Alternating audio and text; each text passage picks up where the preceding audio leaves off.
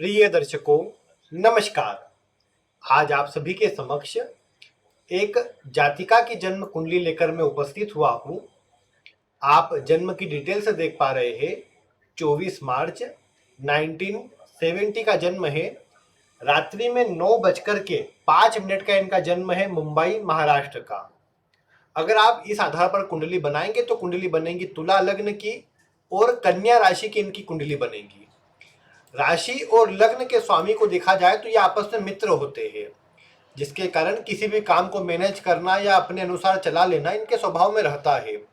लेकिन एक बात और है यहाँ पर कि ये जो लग्न है, ये लग्न वायु तत्व का है।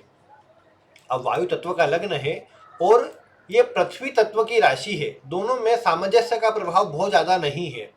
ऐसी स्थिति में एक बात ये उठती है कि कहीं ना कहीं इसके कारण जातक को जीवन में, जातिका को जीवन काल में अधिक थोड़ा चिंता करने का स्वभाव देखने को मिलेगा। मतलब स्थिर रूप में चिंता करने का स्वभाव जातिका में देखने को मिल सकता है, क्योंकि यहाँ ये बात तो है ही कि लग्न तुला है। तुला लग्न का स्वभाव आप जानते ही है कि ये स्वभाव में बहुत अधिक सोचने वाला होता है। और ऊपर से कन्या राशि, ये भी बौद्धिक राशि है। कल्पनाशीलता इस राशि में बहुत ज्यादा है। सभी के बारे में सोचना, सभी के लिए सोचना, उस तरह की प्रवृत्ति को ये कन्या राशि बढ़ा देती है। ऊपर से चंद्रमा का वर्गोत्तमी हो जाना वही सोचने समझने की क्षमता को और कई गुना अधिक बढ़ा देता है। ऐसी स्थिति के अंदर एक ही बात कही जा सकती है कि जातिका को मतलब अधिक कल्पना करना, अधिक चिंता करना, वो वाले स्वभाव में वृद्धि करता हुआ ये चंद्रमा नजर आएगा।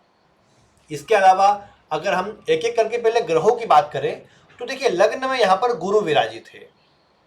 अब वैसे तो लग्न में आप जानते हैं गुरु का होना अच्छा माना गया है कि ये जीवन काल में धार्मिक बनाएगा, सभी के लिए अच्छा कार्य करने वाला बनाएगा। लेकिन ये बात देखने को मिलती है कि इस तुला लग्न के अंदर गुरु कुंडली के तीसरे भाव के और छठे भाव के स्वामी होते हैं और वो आकर लग्न में विराजित है। इसके कारण क्या होगा कि जातिका को जीवन काल के अंदर ज्यादा मेहनत करना पड़ेगा, ज्यादा स्ट्रगल करना पड़ेगा, क्योंकि तीसरा भाव भी मेहनत का प्रभाव बढ़ाता नजर आएगा। छठा भाव भी ये असर देता है। हालांकि गुरु के चलते जातिका सभी के लिए अच्छा करना और अच्छा सोचने वाला स्वभाव तो देगा ये।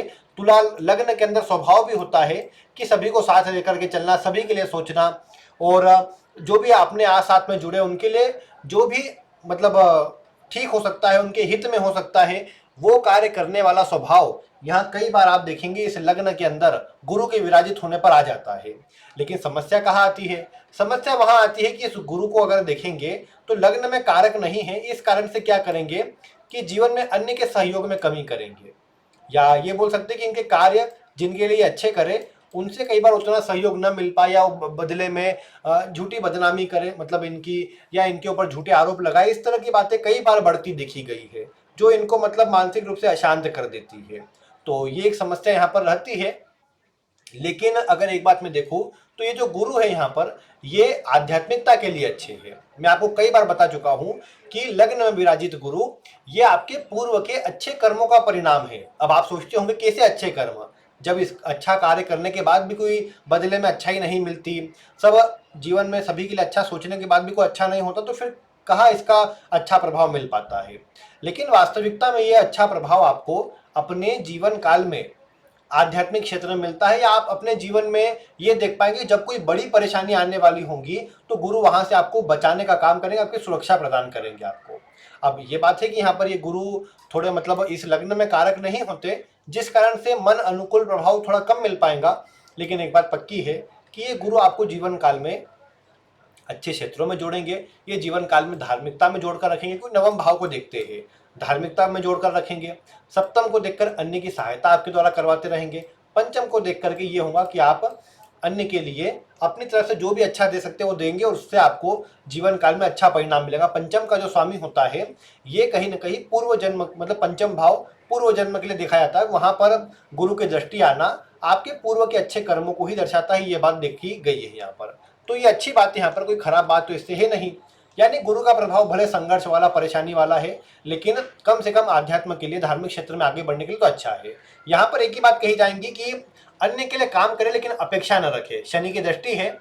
मैंने आपको एक सूत्र बताया था कि लग्न में गुरु हो और उस पर शनि मंगल की दृष्टि पड़ती हो, कोई एक की भी होती तो एक बात देखी गई है कि ये एंजाइटी या डिप्रेशन का योग निर्मित करता है। नींद की समस्या इस योग से निर्मित हो जाती है। ये मानसिक तनाव तो प्रदान करता ही है, बाकी नींद की समस्या भी कई बार गुरु के लग्न में होना और शनि के सप्तम में होने पर आ जाती है।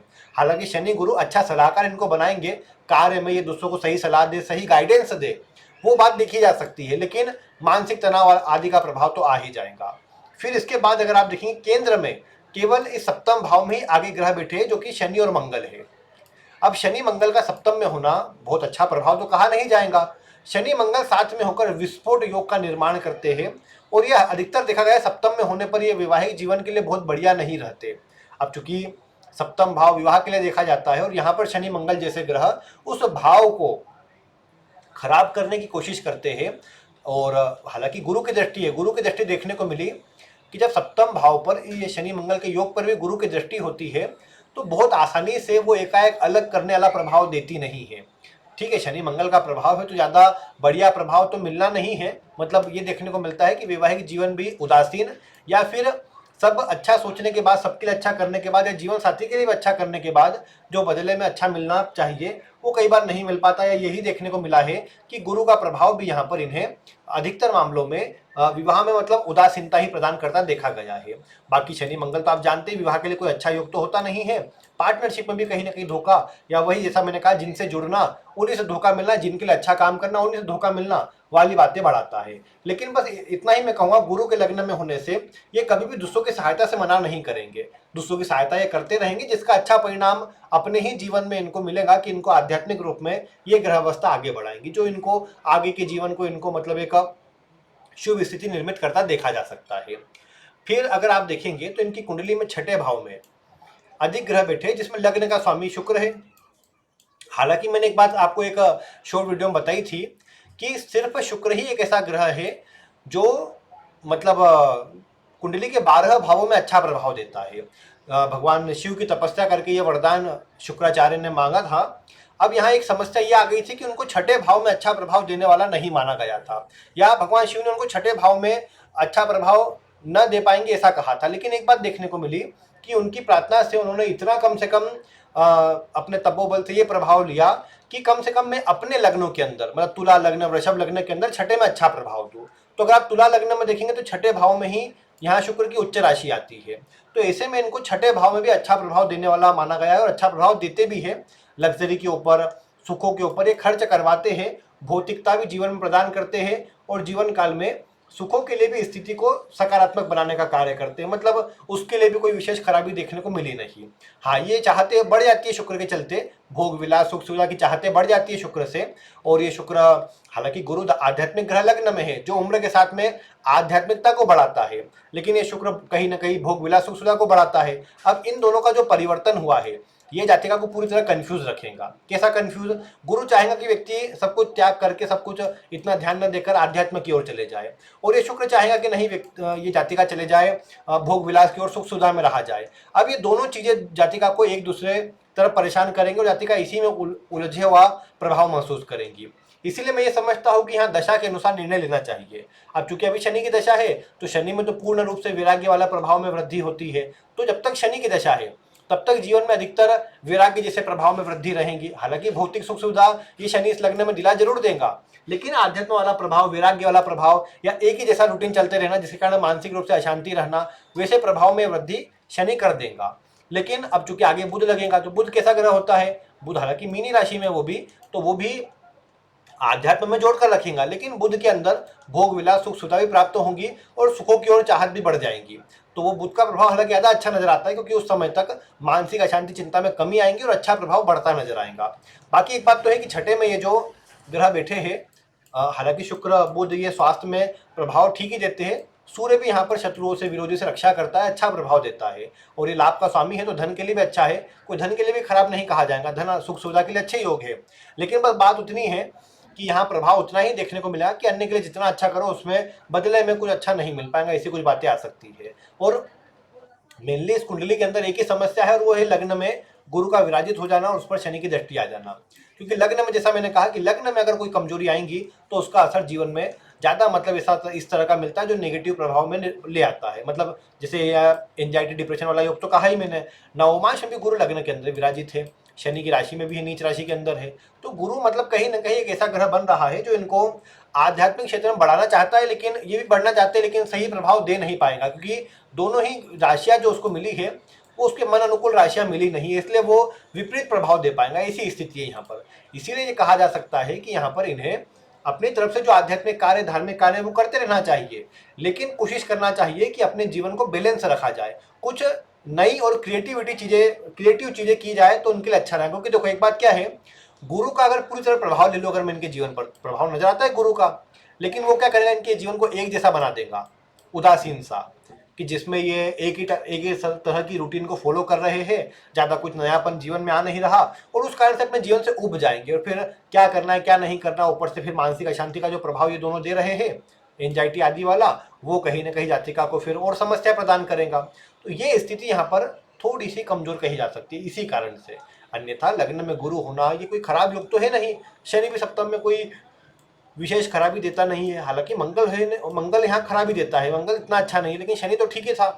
तो एक समस्या की बात यहाँ पर इतनी है कि जो योग बने हैं जातिका के लिए वो केवल मंगल और अन्य ग्रह से थोड़े कमजोर हो रहे हैं। और फिर जैसा मैंने यहाँ पर कहा आपको कि ये जो गुरु है ये भी तुला राशि में होकर के भोग विलास की ओर या सुख सुविधा की ओर, दोनों में मतलब वैराग्य वाला प्रभाव भी और सुख सुविधा वाला प्रभाव भी, दोनों कंफ्यूज कर रहा है उसमें, तो ये थोड़ा कमजोर है इसमें।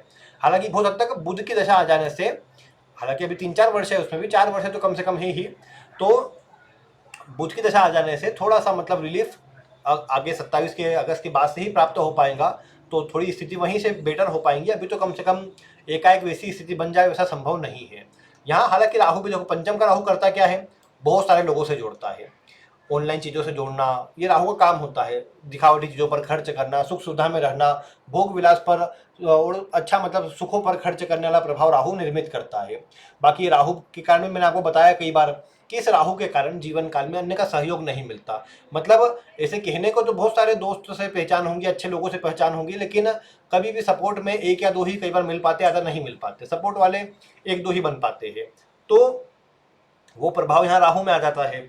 फिर एक और बात यहाँ पर कि केतु वैसे यहाँ पर भाग्यशाली बनाता है, ये केतु यहाँ पर भाग्य में वृद्धि करता है, और ये देखने को मिला इनके होने के बाद पिता को भी तरक्की मिलना, पिता के जीवन में वृद्धि होना, सुखों में वृद्धि होना, मतलब ऐसा प्रभाव देखने को मिला है। लेकिन समस्या की बात इतनी रहती है, इस केतु के यहाँ रहने से बुध कमजोर हो जाता है, और बुध कमजोर होता है तो एक बात ये देखी गई कि कहीं ना कहीं उसके कारण मतलब वही मानसिक रोग, नर्वस सिस्टम से जुड़े रोग वो बढ़ जाते हैं, क्योंकि बुध बुद्धि का कारक है, बुद्धि को कंफ्यूजन में ले आता है। और यहाँ तो पहले से नीच राशि में है, अस्त है उसमें में, एकदम करीबी डिग्री में, एक ही डिग्री का अंतर है दोनों में।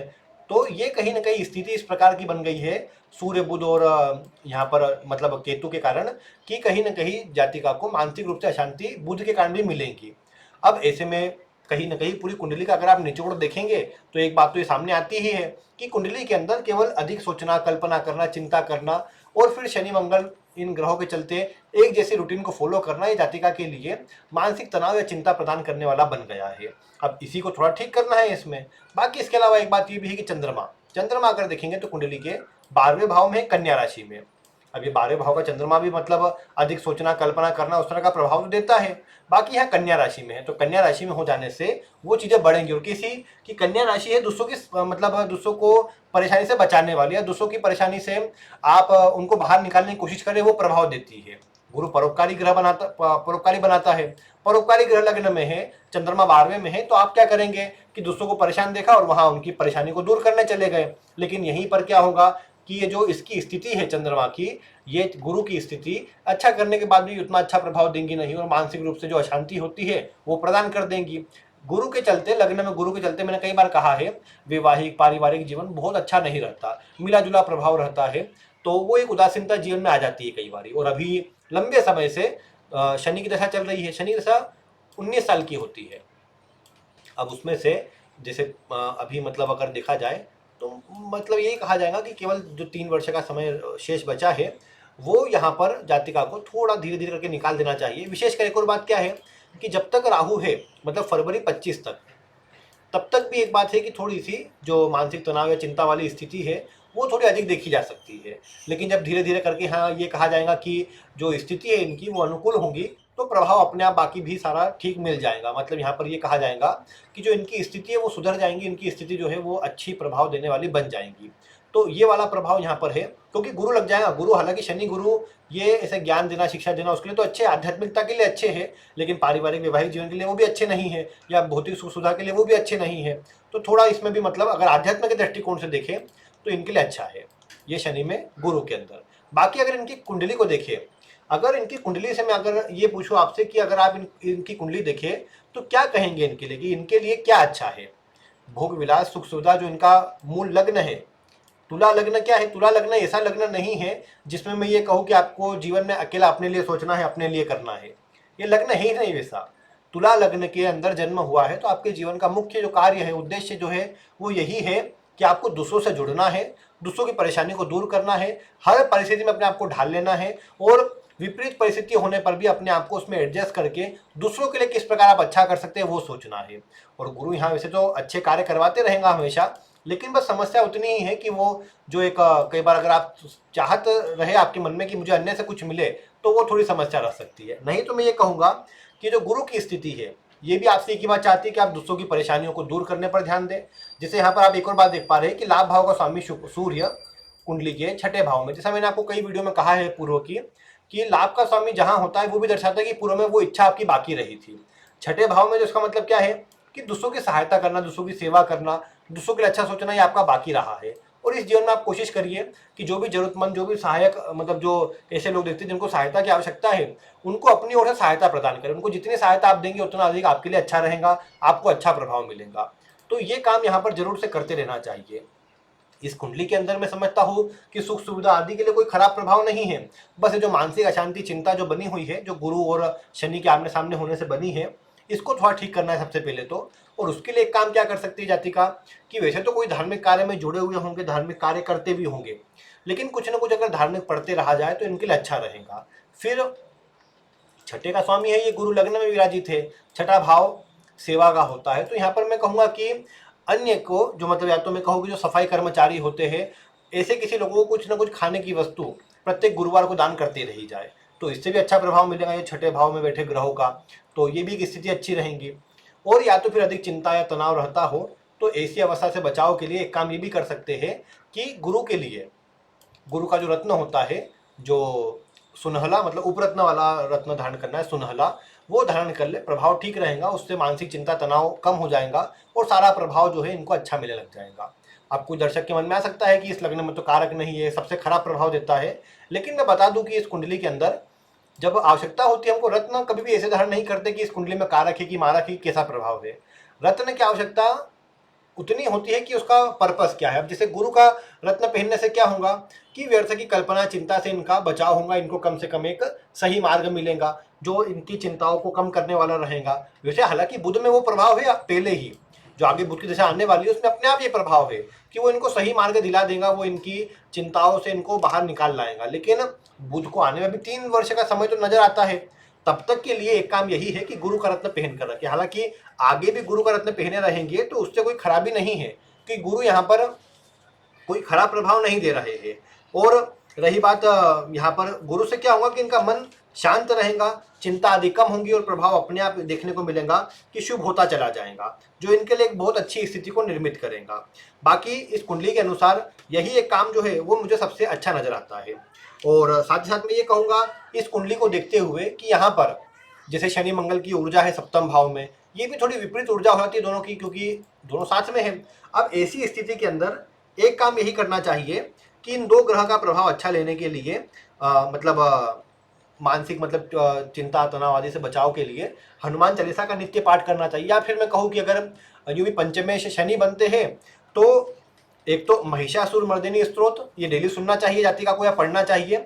और इसके अलावा एक चीज मैं ये कहूँगा कि यहाँ पर जातिका को जो इसका अच्छा प्रभाव लेने के लिए शनि मंगल का सुंदरकांड या हनुमान चालीसा ये कर लेना चाहिए। इससे क्या होगा कि जातिका को अपने जो जीवन में एक तनाव चिंता जैसी स्थिति चल रही होंगी उससे बचाव मिलेगा।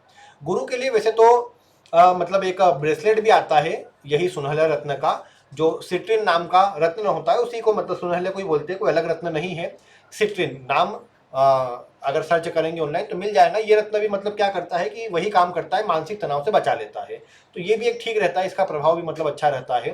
तो ये काम मतलब किया जा सकता है इसके अंदर। बाकी तो यहाँ पर एक प्रमुखता वाली बात यही है कि कुंडली को अगर देखा जाए तो इसके अंदर देखने पर यही स्थिति नजर आती है कि ये इनको मतलब केवल अधिक सोचना, चिंता करना, कल्पना करना, वैसा प्रभाव मानसिक रूप से अशांत, तनावपूर्ण प्रभाव दे रहा है।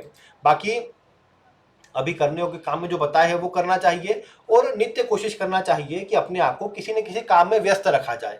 या तो कुछ धार्मिक किताब या कुछ न कुछ पढ़ते रहा जाए, या खुद को कुछ, क्योंकि देखो गुरु वैसे तीसरे भाव का स्वामी भी है, तो तीसरा भाव हॉबी का होता है।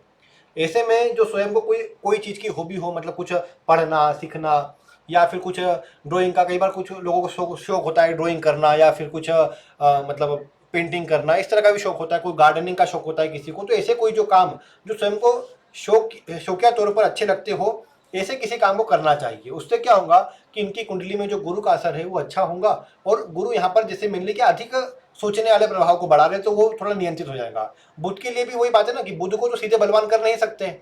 बुध जिस स्थिति में है, अगर मैं उसका रत्न पहना भी दूं तो कोई मतलब आएगा नहीं, उसका प्रभाव नहीं आएगा सीधा।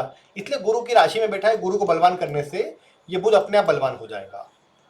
और एक शिष्य को तो गुरु ही दबा सकता है, तो वो चीजें यहाँ पर कम से कम दबा सकता है, मतलब उसको सही मार्ग पर ला सकता है, तो वो प्रभाव यहाँ पर गुरु कर देगा।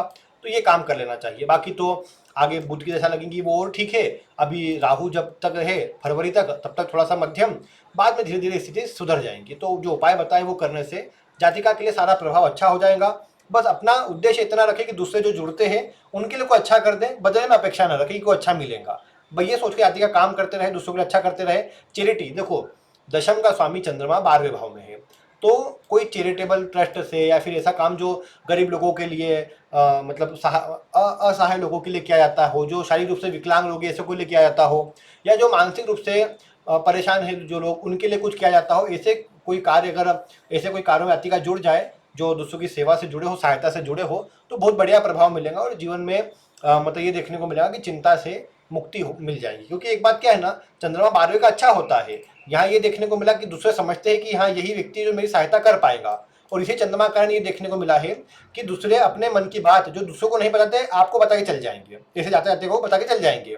लेकिन उनका फर्ज ये है कि वो उनके जो कष्ट है, परेशानी, उसको दूर करें, क्योंकि वो क्षमता ये चंद्रमा प्रदान करता है।